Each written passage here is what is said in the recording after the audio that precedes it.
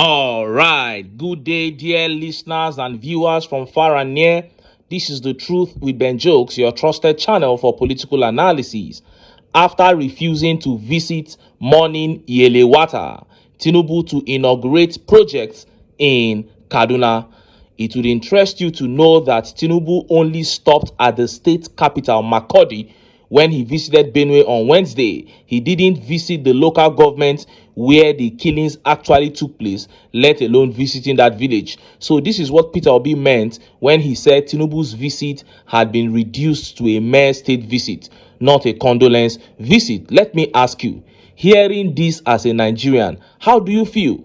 Your life means nothing to the men in power who are supposed to protect you. How do you feel? And it is not because it is in Benue State. Tinubu has ignored things like this, killings like this in Ondo State, Ogun State. He didn't go to Plateau State when 53 people were slaughtered there. But that same week, he went for the wedding of the daughter of Zamfara State Governor. What a disaster.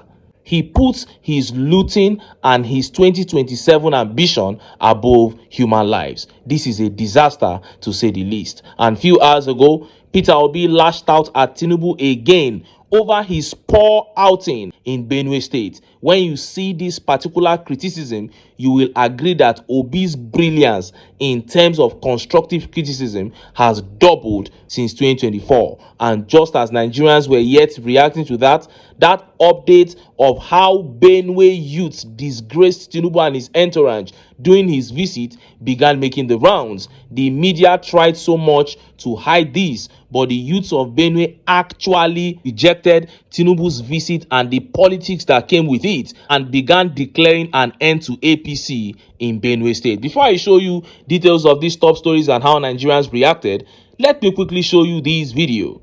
Returns that have come out of Benue State. Benue State sits currently at number 5 in terms of the fatality rate in Nigeria. Right. 4 other states have experienced more deaths. Worse. And just to give you a context, what we did is to look at the period during which the current president has been presiding over the affairs of the country. That's May 2023 to May 2025. Borno State is at the top, and about 3,800 people have been killed within that. In 2 years. Within that That's two extraordinary. years. Yeah.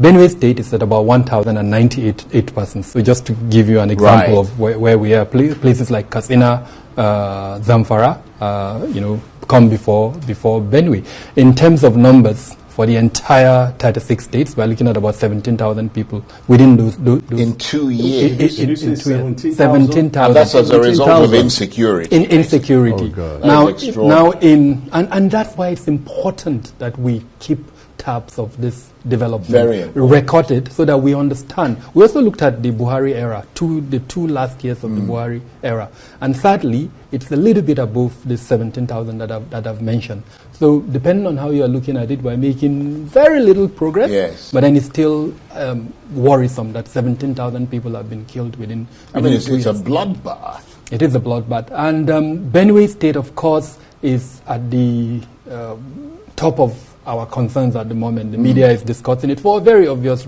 reasons. There is perhaps a religious dimension to it. There is a political dimension to it. There is an environmental dimension to it. And then, of course, the security governance dimension to it. Now, is there an ethnic dimension? No, we haven't really seen an ethnic dimension, apart from the perpetrators. Now, the general belief is that it's been perpetrated by a Hada militia. And that's just one component of the threat elements within Benue State. There are other ethnic militias. There are the Jukun ethnic militias. There are the Thief ethnic militias. And then there are criminal gangs. Gangs that are just being, criminalistic for the sake of criminal. Then cult groups. So all of this we've recorded, and we know they are active. But what makes the lethality as bad as it is in Benue State is the involvement of politicians. They are able to trigger and use all of these threat elements that I've mentioned. You heard that. He said 17,000 people had died under Tinubu so far. Then he went on to say we are making progress because in the last 2 years of Buhari, it was 19,000 deaths that we recorded. So 2 years of Tinubu recorded 17,000 deaths. We are making progress. from the 19,000 deaths recorded in the last 2 years of Buhari. So this is what we are doing now in this country. Are we still human beings in this country? We are making progress with 17,000 deaths in 2 years. Then he said Benue is the 5th worst hit state, that there are 4 other states that have been worst hit. So it is now a sort of competition. This is what the APC wants this country to turn into. And talks of Jukuns being suspected attackers of Benue people will never fly. Benue is being attacked by terrorist Fulani headsmen. We know their aim, but it will not work. The people have said clearly, expressly, who is attacking them. So there is no ambiguity about that. You are not the one being attacked. None of your family members has been attacked. So you are not the one to tell us who the attackers are. The attackers are terrorist Fulani headers, and that is period. Their plan is to take Benue State, but they will fail if they couldn't take Benue during the 8 years of Buhari, who was the spokesman of Boko Haram and Fulani terrorists. Then they can't do it now. Now, let us look at the top stories. First is that speech from Peter Obi brilliantly condemning Tinubu's poor outing in Benue. And next is the protest that the media tried to hide from us. Benue youths rejected Tinubu and the APC during his political visit to the state. They tore down APC flags right in front of Tinubu's entourage as he entered Makurdi. Let's start by taking that update from Peter Obi. Look at how the papers reported it. This wasn't a joyful occasion. Peter Obi berates Tinubu for visiting Benue in Agbada. Peter Obi, presidential candidate of the Labour Party in the 2023 election, has criticized Bola Tinubu for turning his condolence visit to Benue into a fanfare. In a post on Thursday via X, Obi said Tinubu's choice of attire and the atmosphere around his visit did not reflect the gravity of the tragedies that struck Benue and Niger states. We pleaded that Tinubu should show leadership and visit Benue and Niger states in the spirit of deep national mourning, to offer compassion and solidarity to families torn apart by the senseless massacre of over 200 innocent Nigerians in Benue State and flooding that killed similar number in Niger State, Obi said. But what we saw in Benue visit was, instead of a solemn, reflective visit, a display that would have been more befitting for the commissioning of reconstructed Enugu-Makurdi Highway, a critical road connecting south and northern Nigeria, which had become impassable for years. Obi said Tinubu's attire, a traditional flowing wear called Agbada, was celebratory and inappropriate for the occasion. Tinubu arrived not in mourning clothes, but in celebratory Agbada attire, like it was an occasion for joy. He said he faulted the Benue state government for declaring a public holiday and shutting down schools, not for reflection or prayer, but to organize fanfare. Children who should be mourning their slaughtered classmates and parents were instead lined up under the rain, rehearsed to sing and dance for Tinubu. He added, "In what kind of country does this happen? A charade." The former Anambra governor described the entire event as a charade. Wow. You heard that. Obi predicted that it had turned into a state visit, and that was exactly what we saw.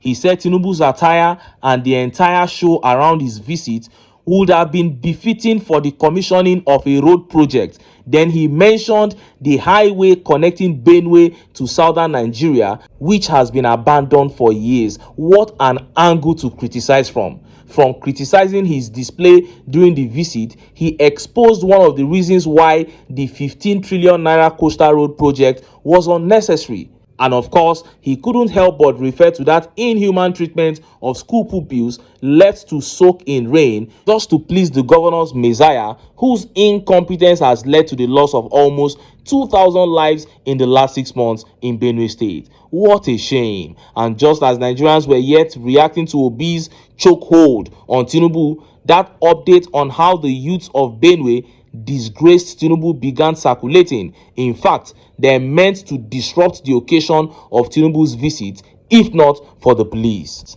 Look at how the papers reported it. Angry Benue youths pull down APC flags accuse APC government of campaigning amid state tragedy.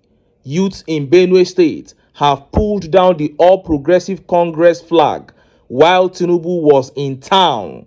According to videos in circulation, some youths are angry at the APC-led administration and were seen removing their flags from those bearing them to welcome Tinubu.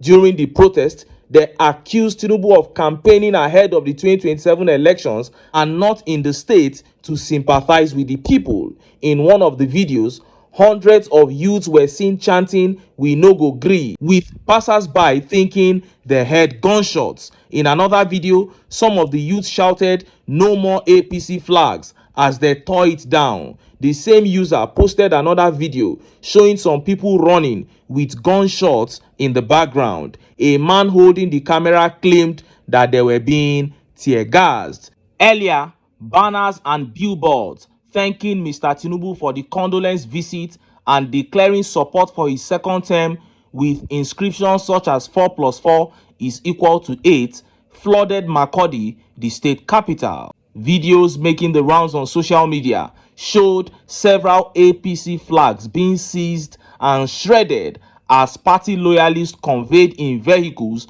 moved in tow following Mr. Tinubu's visit to the grieving state. Wow, I wish I could lay my hands on one of those videos. Whenever I do, I will bring them here. So in a nutshell, they tore APC flags right in front of Tinubu as he drove with the entourage into Makurdi, and it took police with gunshots to return order to the place because they actually wanted to create a scene. This is how it should be.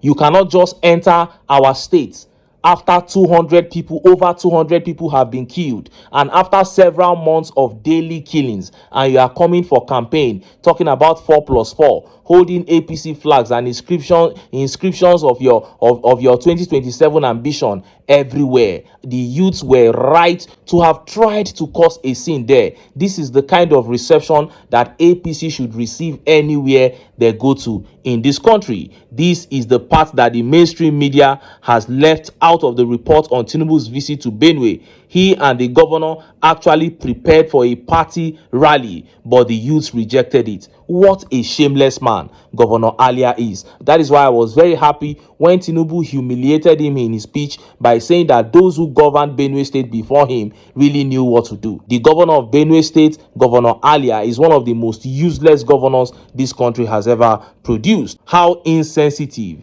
these people can be. Of all times to hold an APC flag is this time after the APC, an arm of the APC, just killed over 200 people in Benue State. This governor is heartless. How would you prepare for a campaign when your people are being slaughtered? And look at how Nigerians react. Let's take some of the tweet reactions.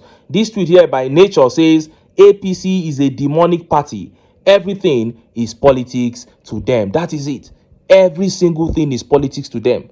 When the people are hungry, they look for a way to make politics out of it. The people are unemployed, they look for a way to make politics out of it. Now people are dying, you are campaigning. And our Proco senator here says, they make children stand under rain. That same rain prevented Tinubu from visiting Yeleweta. That was the excuse they gave, that the weather was bad. That was why Tinubu could not go to Yeleweta.